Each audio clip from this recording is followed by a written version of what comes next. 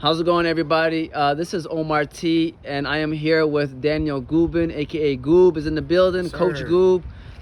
This is another interview on MotivateMe313. He's here to talk about real life stuff, man, and I appreciate you doing this interview, Goob. You know, Absolutely. yeah, you already know what's up, man. But like I tell my guests, nobody want to hear me talk; they want to hear you talk. So my first question, Goob, is can you tell us about yourself? Absolutely. So my name is Daniel Gubin. Most people know me as Gubin.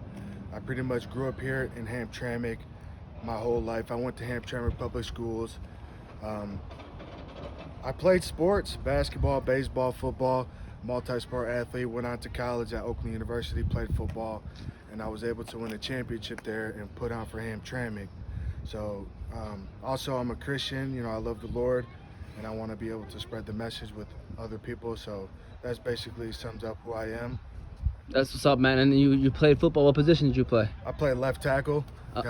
Okay, let me show you that. There you go. Yeah. I see that slide right there. They don't know about that slide, man. Yes, sir. All right, so you started a t-shirt logo, which you have on right now, by the Yes, way. sir. Life. Yes, it's Life. So which is dedicated to Anthony Akra, correct? Yes, sir. So may he rest in peace, by the way. So can you tell us what that hoodie and that logo is all about? Okay, so some people think that I started this brand. Really, I did not start this brand. Anthony came up with the idea in high school, and he came to me and a couple other friends in high school and was like, hey, we got to get this brand out there. I want to help people. And we were all on board with it. But being in high school, we were kind of young. We really didn't know how to market or sell t-shirts or even, go outside of Hamtramck to help people. So in high school, it kind of got swept under the rug. But a couple of years ago, Anthony actually passed away in a car accident. So me and a couple of friends thought it'd be a good idea to bring the brand back to life and really pursue what Anthony wanted to do in high school, which was to help people. So that's what my main focus is to really help people and provide, any type of help I can in life, because life is really hard. And basically that's, what we're trying to do with this brand, really create change. Coach DJ Foster with Hamtramck is changing the mentality. That's basically the same thing we're doing. We combat, we help each other with, what we're doing here. So that's basically what Life is. This is where the brand came from, was Anthony. And that's a unique logo. I mean, do you know the background behind that, or just that's the letter L? So Anthony had a guy sketch up this hand here. He wanted it to be original, and this is really an original piece. You can't find this hand, this L shape anywhere. It's not in sign language. So he really went above and beyond to have this created, and we had it on some shirts in high school. It was pretty cool. That's awesome, man. That's awesome. Thank you for sharing that and clarifying too. Absolutely. That it's Anthony's, and you just brought it to life, pretty much. For sure. So you are always doing things for the community, man. If you check out something in the community, you always see Goob in the building. Yes, so you coach. You started programs and fundraisers, basketball tournaments. So why do you feel it's important to give back to your city, man? Absolutely. This is a really good question, actually. Shout out to Coach Adam. He was on an interview a couple days ago. He was the one who brought me up as a coach. He encouraged me to be the middle school baseball coach when really I was kind of nervous, didn't really know how, I would do it. But, he really encouraged me, pushed me. Also Coach Dave as well. And I basically started with that group of kids, and it built my confidence to really be a role model for them. So when I got together with my friends and we started planning fundraisers and the basketball tournament, it was all easy because of what I've done as a coach, basically being a role model for those kids, teenagers, or even grown people who are going through hard times.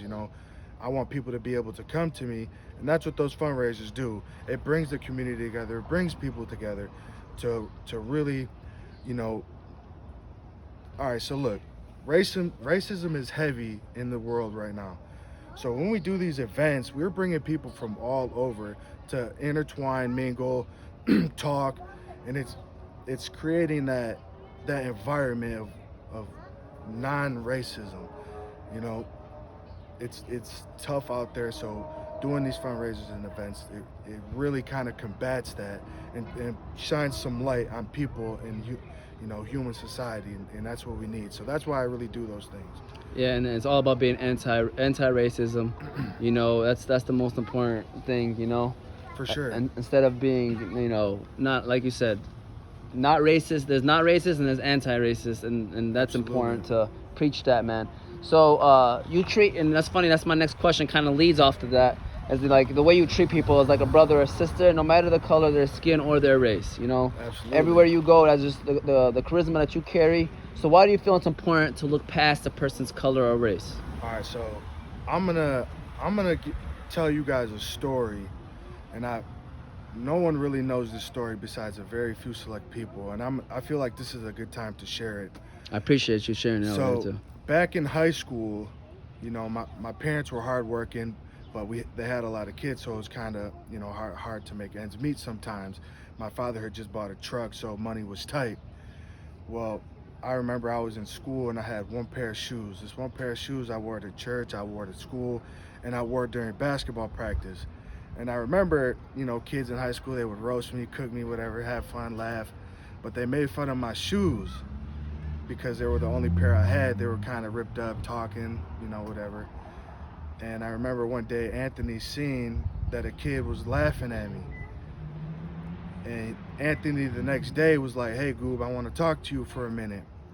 And I remember Anthony came to my gym class while I was in gym, and we went down into the lockers, and we went into a space where nobody was. And Anthony pulled out a pair of shoes. Anthony pulled out a pair of shoes for me. Yes, He pulled out a pair of shoes for me. it's all right. Take your time. He pulled out a pair of Adidas for me, basketball shoes. He gave it to me. He was like, "Bro, I don't want you to tell anybody I gave you these shoes. I don't want no one to know where you got them from. I want people to think you got them." He never told anybody he gave me those shoes, and I never told anybody he gave them to me. And the next day, I came to basketball practice. I had a fresh pair of Adidas on, and I felt it just made me so happy. And Anthony did that for me.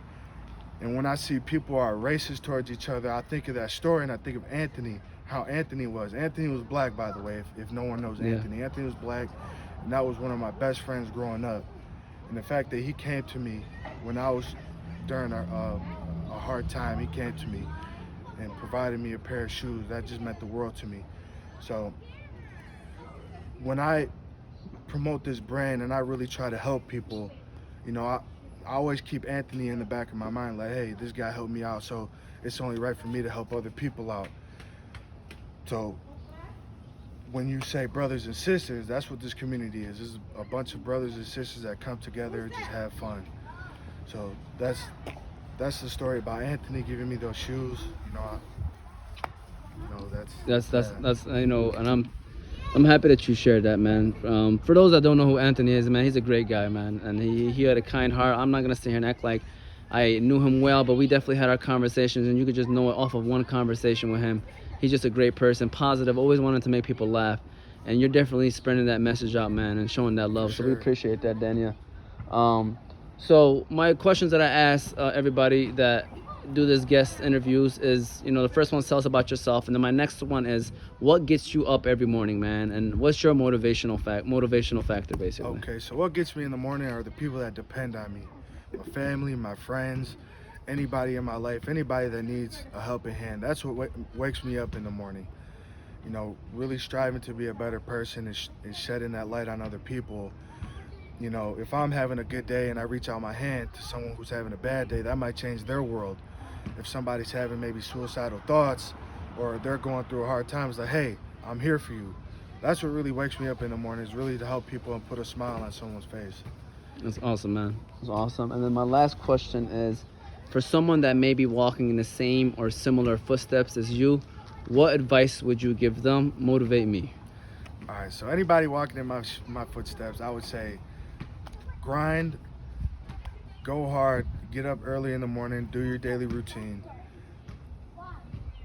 and always be yourself. Always do what you want to do. Life is too short. It can be taken in an instant. So if you're living life how you want, you're living life according to religion, which I'm a Christian, so I live, you know, according to what God has for me. You know, that's what I would say, you know, to do every day, is always be yourself, always have fun, and live life to the fullest. Hey, man, I appreciate it, Daniel. You You spitted a lot of facts right now, man, and you spoke the truth, man. I'm looking forward when I share this. People out there, listen to the message, man. And, you know, Daniel is a great example of, I think, how everyone should be carrying themselves out here in the world, man. I appreciate you doing this interview. This is Omar T with Daniel Gubin. Another interview on Motivate Me 313, man. Let's get it.